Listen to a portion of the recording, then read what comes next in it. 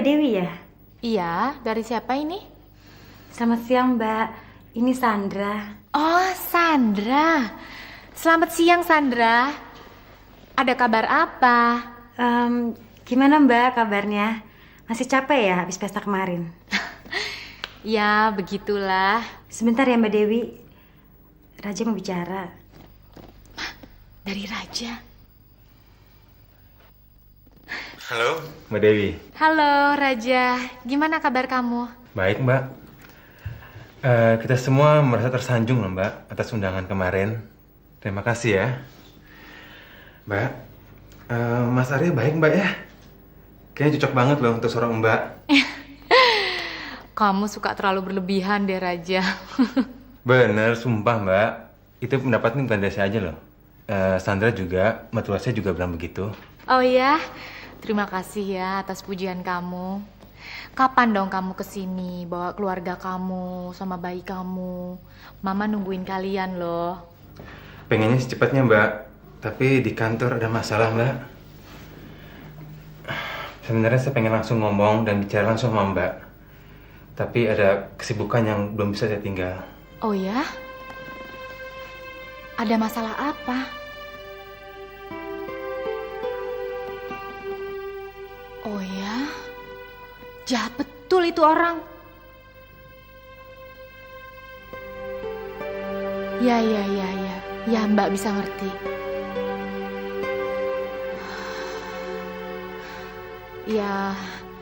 Ya, Mbak akan usahakan. Nggak usah deh, biar Mbak yang telepon kamu ya. Oke, bye.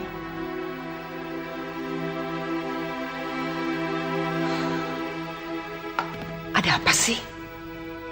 Dia bilang apa sama kamu?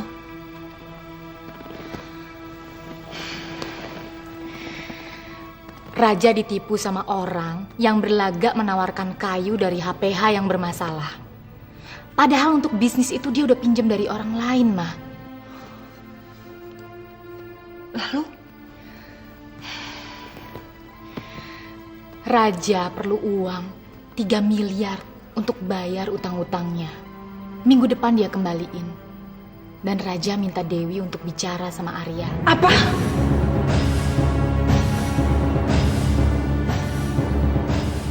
Raja sekarang sedang menghadapi masalah, Ma.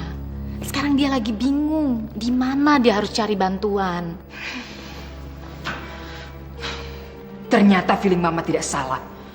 Baru berapa hari yang lalu Mama kan bilang sama kamu bahwa kita harus berhati-hati terhadap orang yang bibir dan lidahnya penuh dengan pujian. Terbukti sekarang, tangan Raja dan istrinya menadah untuk minta-minta. Mama baru saja berharap, mudah-mudahan kado yang diberikan oleh Sandra itu bukan umpan besar untuk menangkap ikan yang lebih besar. Kamu pasti mengerti bahwa di balik harapan Mama ada kecurigaan yang paling mendasar. Mungkin semuanya cuma kebetulan, Ma. Dewi tetap merasa kok mereka sudah mulai sadar sama kesalahan-kesalahan mereka dulu. Cuma mungkin dalam waktu yang bersamaan, mereka sedang kena masalah besar, Ma. Kamu terlalu naif. Raja tahu bahwa kamu sangat menyayangi dia dan kamu sangat kehilangan dia. Lalu dia memanfaatkan kelemahan emosi kamu itu.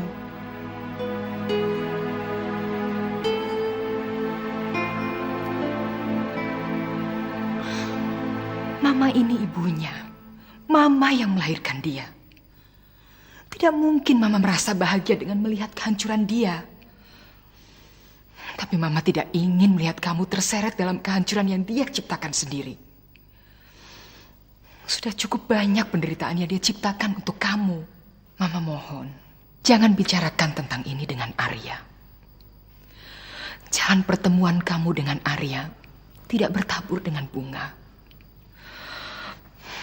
Gangguan dari Raja ini berpotensi untuk menebarkan kerikil dalam perjalanan kehidupan rumah tangga kamu.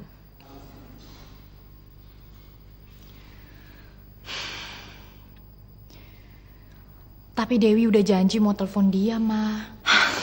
Lupakan saja. Kamu kan harus bersiap-siap untuk pindah ke rumah suami kamu dan bersiap-siap untuk berbulan madu.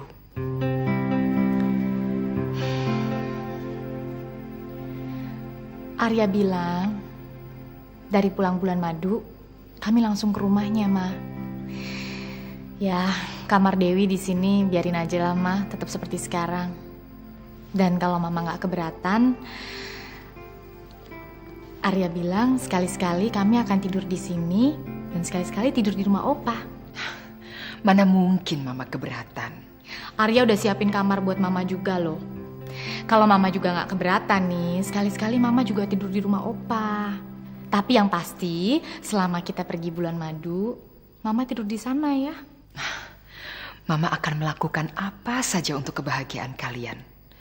Tapi sekarang, kamu harus bersiap-siap kan? Tapi kalau Dewi besok nggak telepon Raja, Ma, pasti dia yang telepon cari Dewi. Jangan pikirkan soal itu. Biar Mama saja yang bicara sama dia.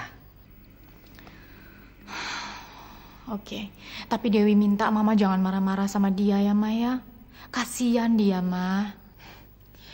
Mama tidak bisa janji. Semuanya tergantung bagaimana sama sikap Raja besok.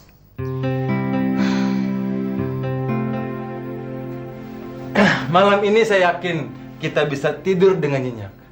Karena kebodohan anak pungut itu adalah pil tidur yang paling manjur untuk kita. Bagaimana kalau tiba-tiba dia berubah pikiran? Kita kan tahu sayang, titik kelemahan anak pungut itu. Kalau dulu kita bisa membuat dia menyerahkan perusahaan papa kepada kita dengan menusuk dia pada titik kelemahan emosinya, kenapa sekarang enggak? Saya yakin kita berhasil. Walaupun kamu begitu yakin akan berhasil, kamu harus menyisihkan 10% kemungkinan adanya kegagalan. Supaya kamu nggak terlalu kecewa. Dan kamu nggak kehabisan akal untuk memikirkan alternatif lain. Keyakinan saya untuk berhasil 99,9%. Karena selama ini dia nggak pernah mengecewakan saya. Apalagi sekarang 3 miliar bagi konglomerat seperti Arya Satya Negara nggak ada artinya.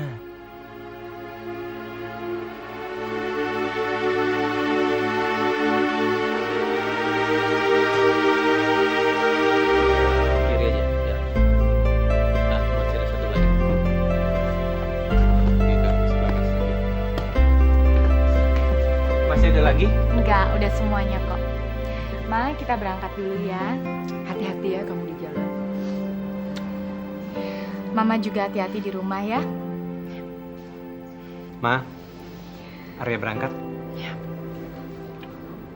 Kamu juga jaga Dewi baik-baik ya. Iya, Ma. Barusan saya bicara dengan Asi. Asi bilang dia sudah menyiapkan kamar buat Mama di sana. Kami mohon nanti waktu kami di Bali, Mama tidur di situ ya, Ma? Iya, pasti. Nanti supir dari airport jemput Mama ke sini. Ya. Dah, Mama. Bye, Ma.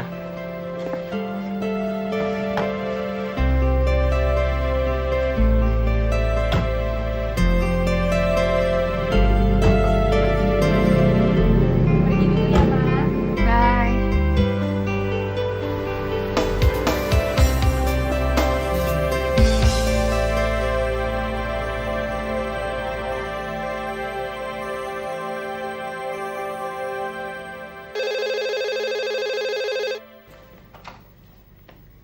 Halo, Mariam, ini Raja. Den Raja.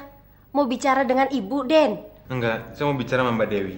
Ada? Non Dewi sudah berangkat, Den. Berangkat? Berangkat kemana? Ke Bali, Den. Bulan madu. Kapan berangkatnya? Baru saja, Den. Ada pesan untuk saya? Sebentar, saya tanya Ibu dulu. Den Raja.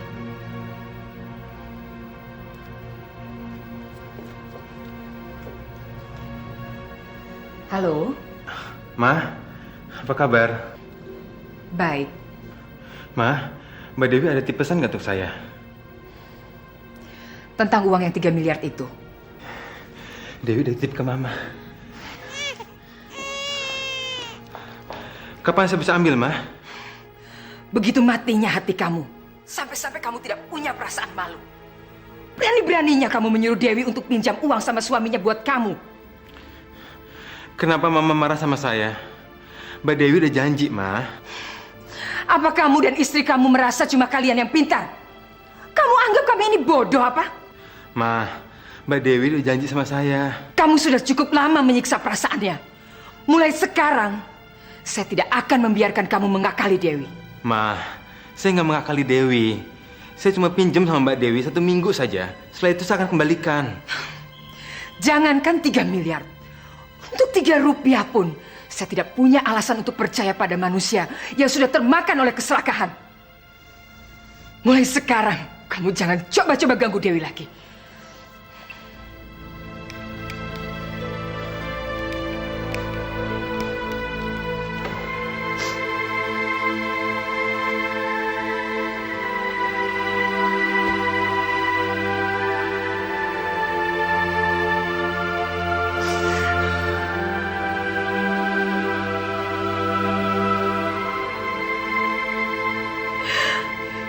Allah,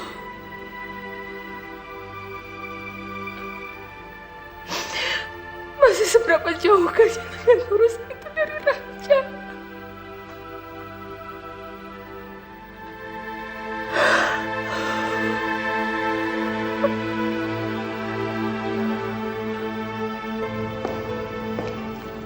Kenapa? Anak pungut itu menolak. Sejak awal saya sudah tahu. Diam kamu! Saya udah muak dengan sikap kamu yang selalu mojokin saya. Ini semua karena kamu. Berani-beraninya kamu bentak saya. Kamu kira saya keset yang bisa kamu injak untuk membersihkan kaki kamu, lalu kamu tinggal begitu aja? Emangnya cuma kamu yang bisa kayak gitu?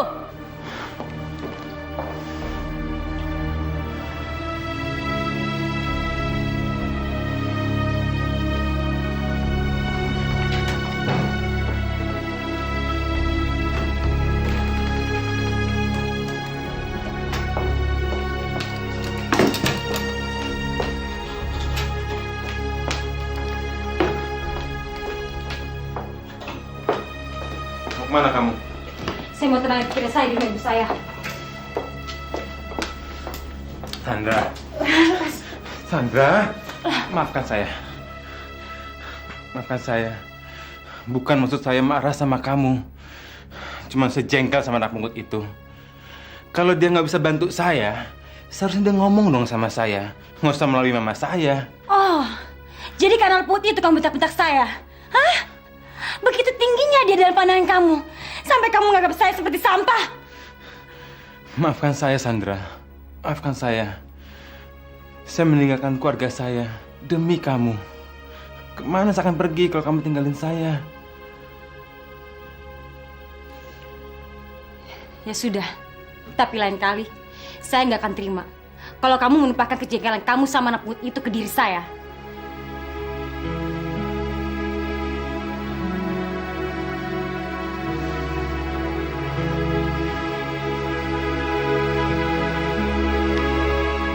Dasar orang kaya. Baru kemarin foto sudah jadi.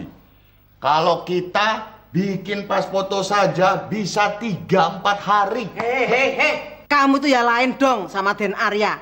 Den Arya bayar fotonya ini pakai cek cash. Kamu pakai cek cok, makanya lama. Udah, jangan banyak ngomong. Lihat ini udah pas belum? Sebentar. Ya, kurang atas. Mana? Udah. Ya, terus kebanyakan. Pas. Ya, bagus. Saya ini betul-betul kagum sama Non Dewi. Bener. Begitu sabarnya Non Dewi menunggu Den Arya sampai akhirnya Den Arya melamar Non Dewi jadi istrinya. Ukur modalnya dulu. Kalau Non Dewi itu orangnya cantik, pintar, baik hati, nggak seperti modal kamu. Biar nunggu sampai kiamat, tidak bakal ada yang lamar konglomerat kecuali tukang ojek. Tahu?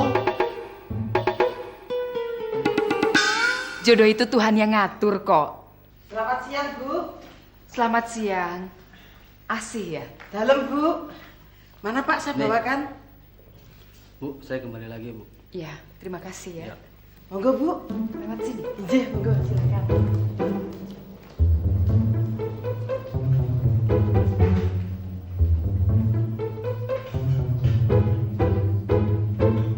Mama nggak habis pikir, kenapa kamu harus bingung? Saya bingung. Mau pinjam uang dari mana semenjak itu? Dalam waktu yang sesingkat ini, Ma. Kamu kan punya warisan yang sampai detik ini masih dikuasai oleh Dewi. Warisan mana, Ma? Rumah peninggalan ayah kamu.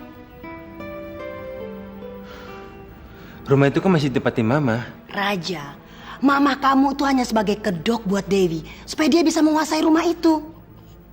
Dewi kan sekarang sudah menikah dengan konglomerat itu. Kamu punya hak untuk memiliki rumah itu, Raja. Lalu bagaimana dengan Mama? Itu bukan tanggung jawab kamu, Raja. Itu tanggung jawab anak pungut itu yang disayangi oleh ibu kamu dunia akhirat. Saya rasa Mama betul. Rumah itu kan hak kamu. Kalau kamu ambil, Mama kamu nggak akan terlantar kok. Apa kamu tega ngeliat anak dan istri kamu terlantar? Kenapa kamu masih memikirkan ibu dan kakak kamu yang berbulan madu dengan konglomerat itu sih? Seharusnya kamu malah memikirkan anak dan istri kamu. Apa kamu tidak takut mereka akan melarat? Terus terang, daripada saya jatuh melarat karena kelambaran kamu, saya rasa saya balik aja ke rumah Mama.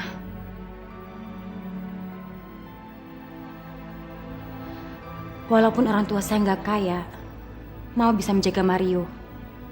Dan saya belum terlalu tua untuk memulai kehidupan dengan lembaran yang baru.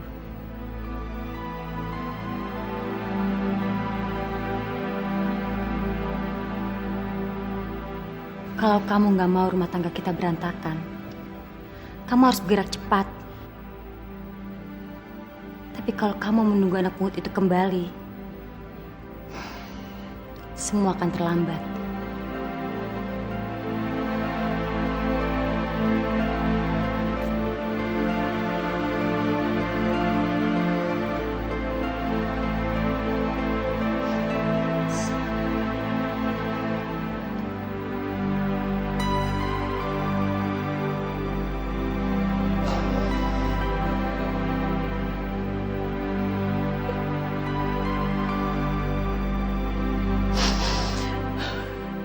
Ya Allah,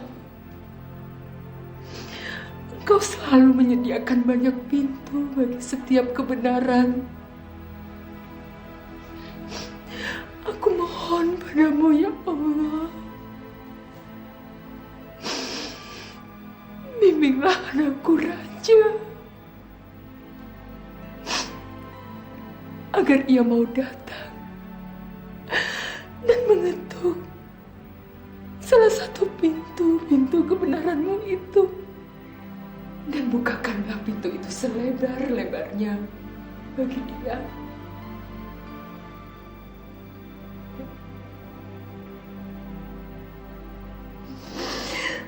Ya Allah, kuatkanlah hati anak kami, Dewi Fortuna.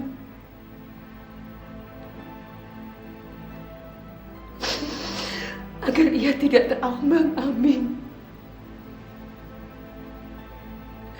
oleh kasih sayangnya yang selalu disalahgunakan oleh Raja.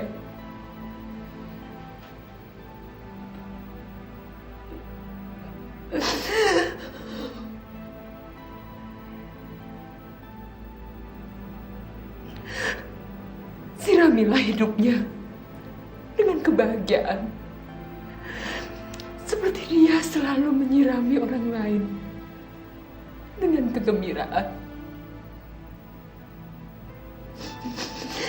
Ya Allah, dengarkanlah doa hamba-Mu ini.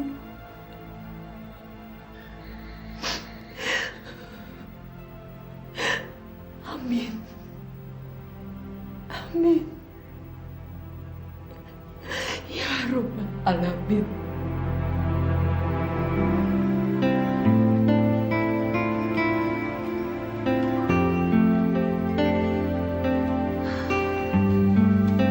Sayang, bangun dong sayang. Ngantuk. Kamu mau pilih yang mana? Saya bangunin pakai cara Gini? Apa saya celupin lagi tangan kamu ke kopi panas?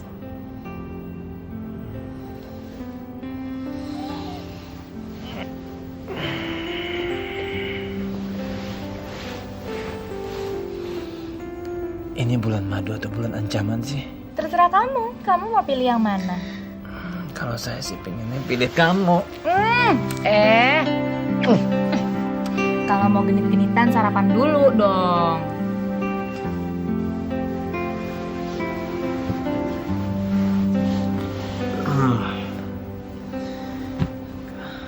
Kok kamu bawa sarapan ke kamar sih? Kita kan bisa sarapan di coffee shop. Kemarin waktu kita masuk hotel ini, saya udah tahu isi hati kamu lewat mata kamu. Kalau kamu kepengen kita mendekam di kamar selama seminggu kan? Kelihatannya saya harus pakai kacamata hitam 24 jam sehari supaya kamu nggak bisa membaca mata hati saya lewat mata saya.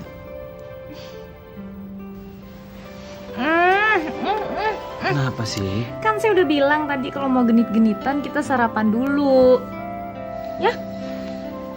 Aduh, telurku kemana ya? Barusan saja aku beli kok nggak ada. Jangan-jangan dijebak si Asih. Aduh, kamu nih bikin kaget orang aja sih. Kamu nyari apa sih? Nyari telur untuk sarapan. Mbok ya sabar sedikit. Neng apa toh? Heh, kamu bilang kalau mau genit-genitan harus sarapan dulu. Sono, kamu nunggu di luar sana. Aku baru bikin sarapan untuk Bu Wida. Kalau mau nunggu di sini nggak apa-apa, tapi awas ngomongnya aja ngaco belo. Suweng sisan.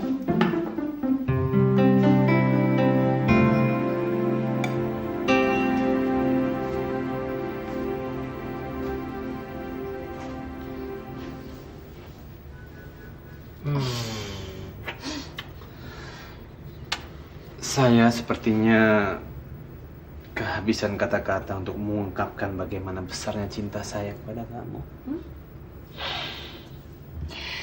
Saya akan merasa lebih dicintai kalau kamu mau berjanji ke saya, kamu gak akan ninggalin saya. Seandainya saya gak bisa menuhin harapan kamu tentang seorang istri. Deo, kok kamu bicaranya seperti itu? Tidak pernah terlintas sekilas pun dalam pikiran saya untuk bisa jauh dari kamu. Mulai saat ini, kamu bagian dari hidup saya. Bahkan sampai 50 tahun mendatang. Hah? Jadi selama 50 tahun saya harus bangunin kamu dengan ciuman dan ancaman? Kenapa? Kurang lama. Saya tambahin deh, 100 tahun lagi. Gile, melunjak nih orang. Kebahagiaan saya ada di samping kamu. Sebenarnya adalah impian Mama untuk saya. Mama orang yang selalu mendorong saya untuk membuka pintu hati saya kembali untuk kamu. Dan sekarang saya merasa bersyukur karena saya ada di sisi kamu. Lalu? Saya mau telepon Mama, saya mau bilang terima kasih atas impian dia untuk saya. Oke. Biar saya yang telepon Mama. Tapi begitu kamu bicara dengan Mama, jangan suruh saya lama-lama menunggu ya. Oke.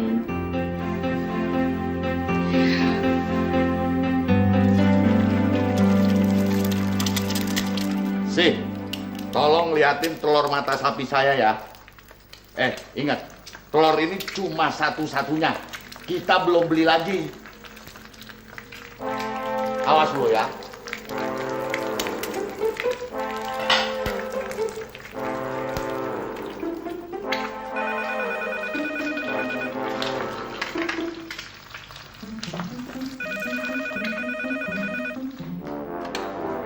Halo, good morning. Asih here. Can I help you, sir? Asih, kamu ini bicara apa sih? Den Arya toh. Selamat pagi, Den. Gimana kabarnya Non Dewi, Den? Baik sih, Non Dewi baik-baik aja. Salam buat Non Dewi ya, Den. Iya, nanti saya sampaikan sih. Sih, tolong panggilkan Ibu Wida. Non Dewi mau bicara. Anu, Den. Bu Wida Tadi pagi sehabis sarapan, terus pergi ke rumahnya. Lah siangnya baru kembali ke sini, Dan. Ya udahlah sih. Jaga rumah ya sih. Loh, kenapa sayang? Del, Mama sedang ke rumahnya.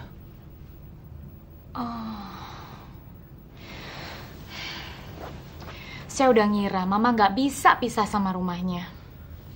Mama punya ikatan yang kuat sekali dengan rumah itu. Makanya saya juga mula-mula kaget waktu Mama bersedia tinggal di rumah kamu. Bukan. Ini perlu koreksi. Bukan rumah saya, rumah kita. Iya, rumah kita. Wajar, Del, kalau Mama bersikap seperti itu. Karena Mama banyak menyimpan kenangan manis di rumah itu. Terhadap suaminya, terhadap anak-anaknya. Kamu dan Raja, ya kan? Iya. Tapi semua kenangan manis itu nggak bisa menghapus kepahitan setelah Raja tahu siapa diri saya sebetulnya.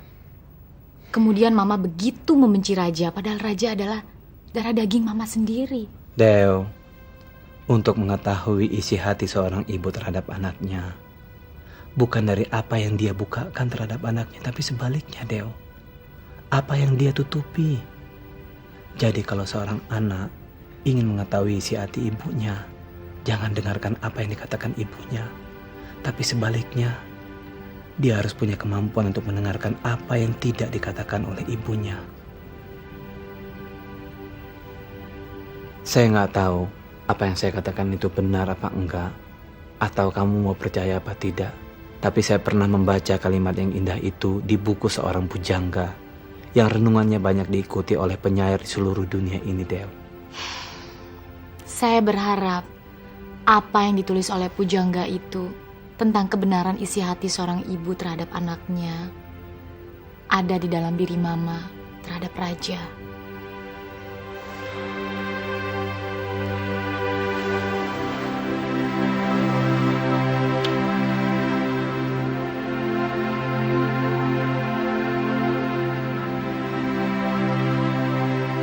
Asri, kamu lagi ngapain?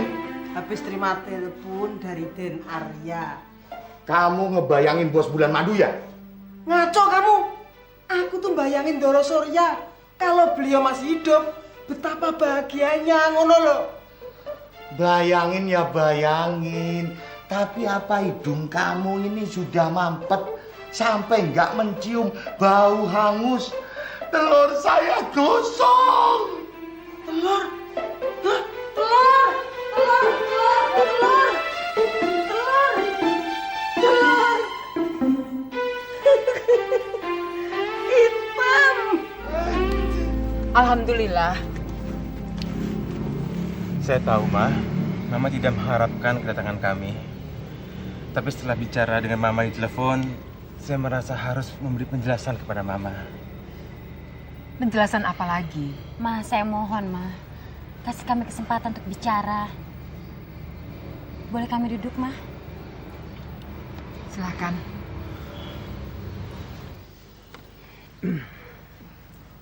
Kalian mau minum apa? Biar saya yang bikin, Ma. Toh, ini rumah saya juga.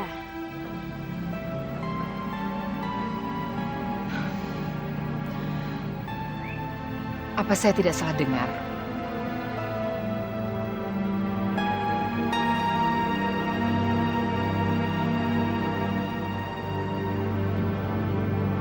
Biar Mariam saja yang bikin.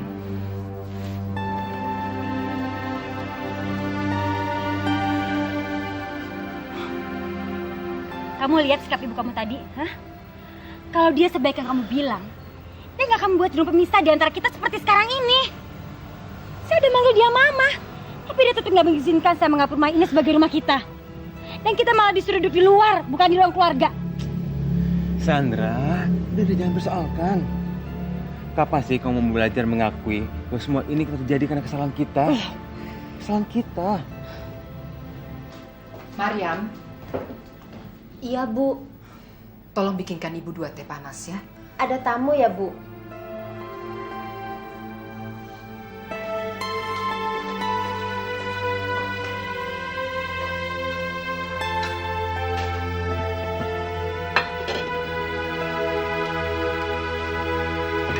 Demi Tuhan, Ma.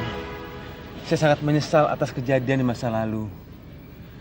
Dan kehadiran kami di acara pernikahan Mbak Dewi itu betul-betul kami datang dari hati yang tulus, Ma. Baru sekarang saya mendengar kamu membawa-bawa nama Tuhan.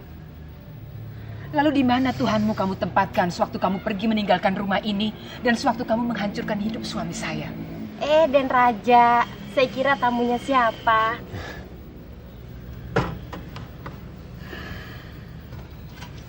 Silakan. Terima kasih ya.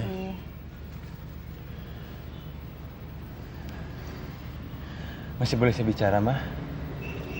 Silakan. Tapi jangan kamu bawa nama Tuhan untuk melakukan sesuatu yang tidak bisa kamu pertanggungjawabkan. Saya mengalami kerugian besar, Ma. Saya ditipu oleh partner usaha saya. Lalu saya minta bantuan dengan Mbak Dewi supaya masalah ini dibicarakan ke Mas Arya. Karena kondisi mereka saat ini sangat memungkinkan.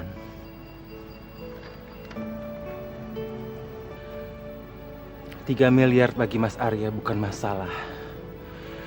Kalau Mas Arya bisa membantu kita, masalah ini akan selesai, Ma. Ini masalah biasa, Ma, dalam bisnis. Kali ini Mbak Dewi bantu kita. Tapi siapa tahu nanti mungkin kita justru bantu Mbak Dewi.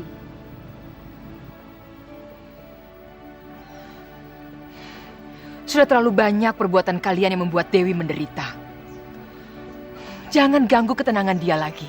Mereka baru saja menikah. Lagi pula apa pandangan Arya terhadap Dewi kalau dia menganggap kalian memanfaatkan Dewi? Mas Arya itu orang bisnis, Ma. Dia tahu persis arti relasi. Dan meminjam dan dunia usaha itu bukan hal yang aneh. Kami hanya mau minjam untuk 1-2 bulan saja, Ma. Saya tidak akan membiarkan Dewi untuk membicarakan hal ini pada Arya. Tapi saya cuma heran. Sebelumnya kalian bilang sama Dewi bahwa kalian akan meminjam uang hanya untuk waktu 1 minggu. Tapi sekarang, kenapa jadi naik menjadi 1 atau 2 bulan? Maaf, Ma. Waktu itu Raja sedang bingung. Bingung atau tidak bingung, saya tetap keberatan kalau kalian mengganggu Dewi. Tanpa bantuan, kami bisa hancur, Ma. Mencari pinjaman sebesar itu di luar udah nggak mungkin. Kalau Mama tidak mengizinkan saya minta bantuan dengan Mbak Dewi, setidak-tidaknya Mama bisa bantu saya. Kalian minta bantuan dari saya? Mau bantu dengan apa?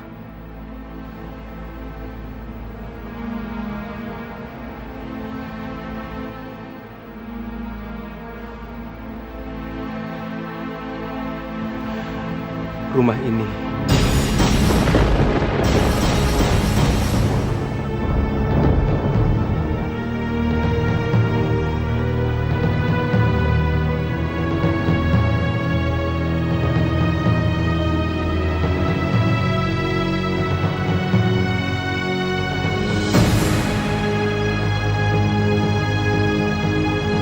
Jangan sampai ketinggalan update terbaru dari MVP Hits dengan subscribe dan klik tanda lonceng di bagian kanan.